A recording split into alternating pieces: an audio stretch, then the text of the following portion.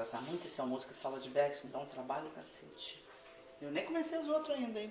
Deixa eu cortando o tomate aqui, tomatinho, esse é bonzinho. Pera aí.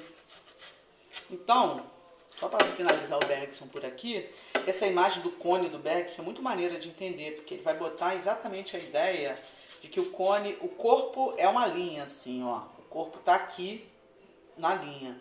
Para cima você tem um cone que não é pontilhado, porque ele é mais vivo, que é o da matéria, né? Então ele tem mais solidez, digamos assim. E para baixo o cone é pontilhado. E quanto mais para baixo, mais o pontilhado vai ficando esmaecido, né? Porque a gente é um mundo mais, aquilo que ele vai inclusive falar da memória sonho, né?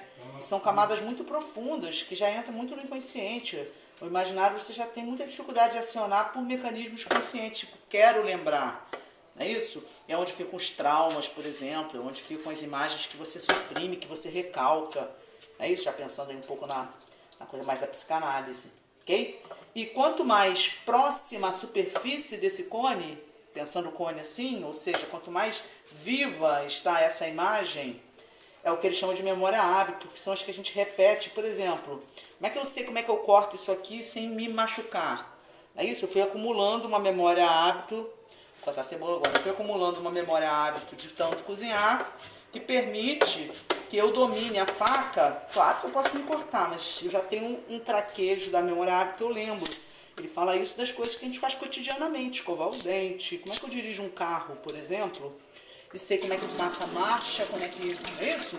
Porque isso está na memória procedural, eu sei como proceder.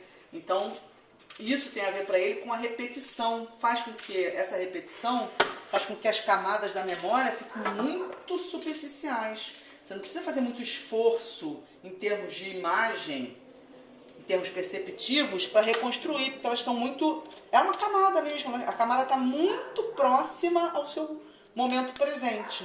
E quanto mais elas estão subterrâneas, quanto mais elas estão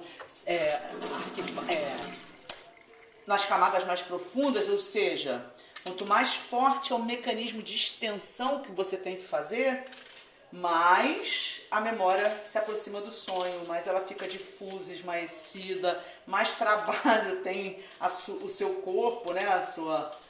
Seus órgãos perceptivos, a construção a sua ação imaginativa para construir aquela memória, tá certo? Então, para terminar aqui, estou preparando o prato. Para ele, não existe percepção sem lembrança e não existe lembrança sem percepção. Por quê? Porque da mesma maneira que é meu corpo que aciona e forma o que a gente chama de memória através de sua percepção, a minha compreensão da realidade, do mundo material objetivo, é informado por essas memórias, por essas imagens que eu formei, porque na verdade, gente, o corpo é um mediador. Por isso que ele, quando faz o cone, como eu expliquei, a linha está aqui, o meu corpo está aqui no meio, aí o cone para cima, para ele, é o cone da realidade objetiva, da materialidade, é o cone inteiro, e para baixo é o da memória. Quanto mais profundo vão ficando as camadas, mais esmaecida é a linha do cone. Só que esse cone, para ele está num jogo muito forte, porque a maneira como eu vejo a realidade, a maneira como eu vivo, inclusive meu corpo, também são imagens. Porque eles não existem puros. Porque eles também são informados sobre o repertório, a partir do repertório de imagens que eu acumulei. Então, a maneira como eu vejo o mundo não está puro também. A maneira como eu vivo o mundo é também permeado por essas imagens, tá certo? Eu uso em sala a imagem de eu acho a imagem do cone legal, mas eu uso a imagem do 8. Um 8 aberto, tá? Por isso que é o cone. Seria o cone deitado. Vamos botar assim, o cone deitado. Né? Então, a imagem é o seguinte, porque quando o jogo da memória e da matéria é um jogo de extensão, mas também de distensão, porque quando eu vou lá no passado, na memória, e busco uma imagem para interpretar o presente, eu também jogo essa imagem para o presente, eu também faço com que o presente, ou seja, o mundo material, mude, se transforme, tá? Não vai dar para eu explicar isso muito agora, por causa do tempo, mas o jogo é esse mesmo, tá? Não existe matéria pura, ou seja, no mundo objetivo puro, não existe memória pura, um mundo subjetivo puro. O que você tem são imagens que se atravessam através desse jogo da percepção, ação e imaginação, ok? Então, do Bergson, vou tirar aqui para a gente fechar para andar, a questão central é toda a memória é um jogo relacional com a matéria. Ela não existe pura, certo? Ela é uma construção, uma ação humana de imaginação, de construir imagens, tá certo?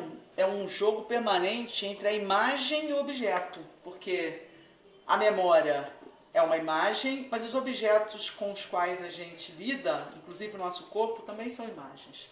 Certo? Essa é a questão central para ele. Portanto, o passado para ele é uma virtualidade, não é uma existência real no sentido da materialidade. Certo? Porque ele potencialmente pode vir a ser qualquer coisa nessa atualização, porque é uma questão de atualizar no presente essas imagens que a gente guardou. Ok? Isso é a questão central para ele, tá?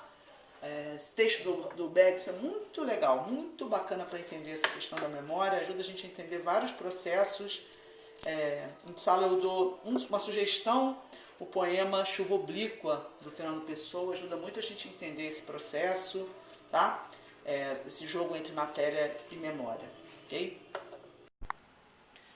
Chuva Oblíqua, parte final do poema de Fernando Pessoa, que ajuda muito a gente a entender a questão da matéria e da memória. O maestro sacode a batuta, e lânguida e triste a música rompe. Lembra-me a minha infância, aquele dia em que eu brincava ao pé de um muro de quintal, atirando-lhe com uma bola que tinha de um lado o deslizar de um cão verde e do outro lado um cavalo azul a correr como um jockey amarelo. Prossegue a música, e eis, na minha infância, de repente, entre mim e o maestro, muro branco, vai e vem a bola, ora um cão verde, ora um cavalo azul, com um jockey amarelo. Todo o teatro é meu quintal, a minha infância. Está em todos os lugares e a bola vem a tocar música, uma música triste e vaga que passeia no meu quintal, vestida de cão, tornando-se jockey amarelo. Tão rápida gira a bola entre mim e os músicos. Atiro-a de encontro à minha infância e ela atravessa o teatro todo que está aos meus pés, a brincar com um jockey amarelo e um cão verde, e um cavalo azul que aparece por cima do muro do meu quintal. E a música atira com bolas a minha infância, e o muro do quintal é feito de gestos, de batuta e rotações confusas, de cães verdes e cavalos azuis e jockeys amarelos. Todo o teatro é um muro branco de música, por onde um cão verde corre atrás de minha saudade, da minha infância, cavalo azul com um jockey amarelo. E de um lado para o outro, da direita para a esquerda, donde há árvores e entre os ramos ao pé da copa, com orquestras a tocar música, para onde há filas de bolas na loja onde comprei, e o homem da loja sorri entre as memórias da minha infância. E a música cessa como um muro que desaba. A bola rola pelo despenhadeiro dos meus sonhos interrompidos.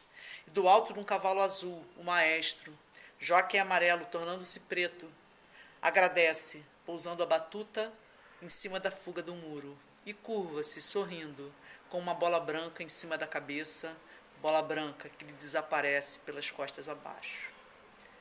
Eu amo esse poema e acho que ele ajuda muito a entender a questão do Bergson. Vou acabando de botar aqui, ó. Vendo? Eu vou botando todos os ingredientes aqui dentro. Daqui a pouco eu vou mostrar como ficou arrumadinho. Tô só por enquanto botando. Já piquei tudo. Tô acabando de picar os maiores e vão ficar aqui arrumadinhos, tá? Ó, aqui tá o tabuleiro pronto, tá certo? Eu já vou entrar no Raubá daqui a pouco para explicar um pouco mais.